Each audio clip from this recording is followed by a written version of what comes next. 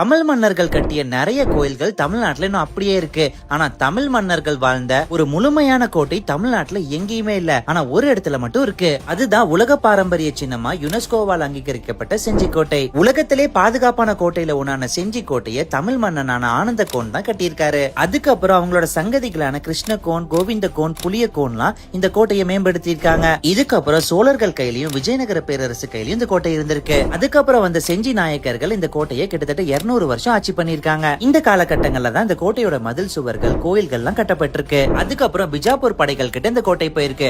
அதை தொடர்ந்து மராத்திய மன்னரான சிவாஜி இந்த கோட்டையை ஆட்சி பண்ணிருக்காரு. அப்ப முகலாய படை இந்த கோட்டையை பிடிக்கிறதுக்காக இந்த கோட்டையை சுத்தி முற்றுகையிட்டு கிட்டத்தட்ட 8 வருஷமா போர் நடந்திருக்கு. இந்திய வரலாறுலயே ஒரு கோட்டையை பிடிக்க 8 வருஷமா போர் நடந்தது இங்க மட்டும்தான். அந்த அளவுக்கு ஒரு பாதுகாப்பான கோட்டையா அது இருந்திருக்கு.